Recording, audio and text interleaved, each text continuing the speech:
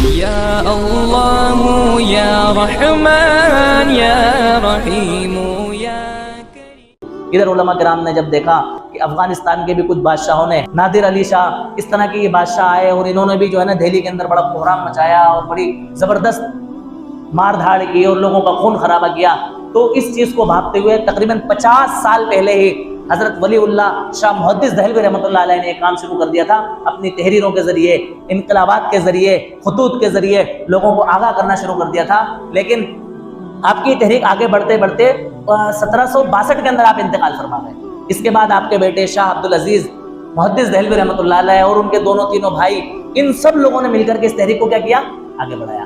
اور 1803 کے اندر سب سے پہلا انگریز کے خلاف فتویٰ دینے والے اگر کوئی ہے تو وہ ہے محدث عبدالعزیز دہلوی رحمۃ اللہ علیہ۔ کون ہے؟ یہ ہمیں یاد رکھنا چاہیے، کسی کے نام نہیں ہے اس سے پہلے۔ جو لوگ بڑا اچھل اچھل کر کہتے ہیں نا کہ ہمارا کسی کا نام ہی نہیں آتا ہے کہ کتنے لوگوں نے اس ملک کو آزاد کروایا اور کتنی قربانیاں اس ملک کے لیے دی ہیں۔ شاہ عبدالعزیز دہلوی رحمۃ اللہ علیہ نے 1803 کے اندر یہ فتویٰ دیا کہ اب یہ ہمارا ہندوستان دارالحرب بن چکا ہے۔ کیا بن چکا ہے؟ دارالحرب۔ اس تحریک کو آپ کے اور لوگوں نے آگے بڑھایا، دھیرے دھیرے دھیرے دھیرے یہ تحریک آگے بڑھتی چلی گئی۔ 1857 کا دور آیا۔ اس 1857 کے دور سے پہلے لاکھوں ہزاروں کی تعداد میں علماء کرام اپنے قربانیاں دے چکے اور اپنے قربانیاں دے کر کے شہید ہو چکے۔ اسی میں ایک تحریک ریشمی رومال کی چلی، جو آپ نے سنا ہوگا۔ اس کو چلانے والے حضرت مولانا محمود حسن دیوبندی رحمۃ اللہ علیہ ہیں۔ اس تحریک کو پورا سنبھالنے والے عبید اللہ سندھی رحمۃ اللہ علیہ، جنہوں نے افغانستان کے حکمران سے مل کر کے اور دوسرے ممالک سے مل کر کے وہاں کی حکومتوں کو اپنے ساتھ لے کر کے اس پلاننگ کو آگے بڑھایا۔ حضرت محمود حسن دیوبندی رحمۃ اللہ علیہ ہجرت کر کے مکہ مکرمہ گئے، وہاں جا کر کے انہوں نے ترکی کے حکمران سے ملاقات کی، غالب پاشا سے انہوں نے ملاقات کی اور ان کو اپنے فور میں لیا اور ہندوستان کے سارے حالات سے باخبر کرایا اور ان سے مدد کے لیے کہا کہ بھئی ہمیں آپ کی حکومت کی اور آپ کی مدد کی کیا ہے؟ ضرورت ہے۔ چنانچہ جب عبید اللہ سندھی رحمۃ اللہ علیہ نے وہ ریشمی رومال جس میں کچھ خطوط اور نقوش لکھے ہوئے تھے حضرت محمود حسن دیوبندی رحمۃ اللہ علیہ کو پہنچانے کے لیے آگے پہنچایا، تو وہ انگریز کی پکڑ میں آ گئے۔ جب انگریز نے وہ پکڑا تو وہی محمود حسن دیوبندی رحمۃ اللہ علیہ کے پکڑ کا اور گرفتاری کا ذریعہ بنا۔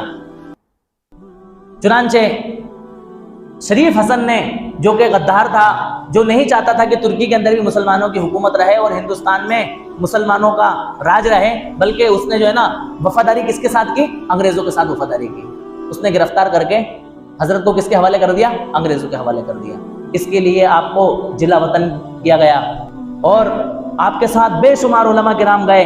ایسی ایسی سزائیں آپ کو دی گئیں کہ حضرت حسین احمد مدنی رحمۃ اللہ علیہ بیان فرماتے ہیں کہ میرے استاذ کو جیل خانے کے تہ خانے میں لیا جاتا اور لوہے کی جلتی ہوئی سلاخوں سے ان کی کمر پر مارا جاتا اور ان سے یہ کہا جاتا کہ حسین محمود حسن اپنا جو ہے نا فتویٰ بدل دو اور انگریز کے حق میں فتویٰ دے دو، ہم تمہیں چھوڑ دیں گے۔ وہ کہتے جب ہوش آتا تو فرماتے کہ میں اپنی جان کی بازی لگا سکتا ہوں، میں بلال کا وارث ہوں، لیکن کبھی بھی میں یہ فتویٰ نہیں دے سکتا کہ میں کس کے فیور میں ہوں؟ انگریز کے فیور میں۔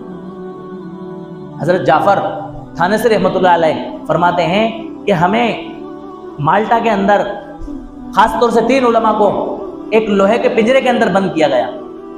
اس لوہے کے پنجرے میں لوہے کی ایسی سلاخیں اور ایسی کیلیں لگائی گئی کہ ہم نہ تو سہارا لے سکتے اور نہ بیٹھ سکتے۔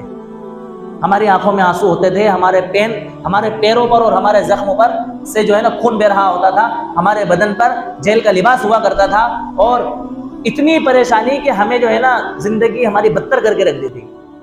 آپ نے سنا ہوگا نا 1857 کا غدر۔ 1857 کے غدر میں سب سے زیادہ قربانیاں دینے والے یہ علماء کرام ہیں۔ 1857 کے غدر میں جو کوئی بھی شریک تھا ان کو یا تو سرعام پھانسی دی گئی یا ان کی زندگی کو جو ہے نا موت سے بدتر بنا دیا گیا۔ اتنی زبردست سزائیں جو ہے نا ان حکومتوں کے، انگریز حکومت کی طرف سے دی گئی۔ علماء کرام پیچھے نہیں ہٹے بلکہ برابر اپنی جو ہے نا اس کارواں کو آگے بڑھاتے رہے۔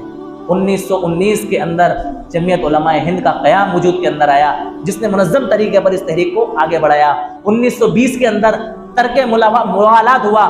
ترک موالات کا مطلب یہ ہے کہ ہم ان انگریزوں سے ہر طرح کا لین دین بند کریں اور ان کا بائیکاٹ کریں۔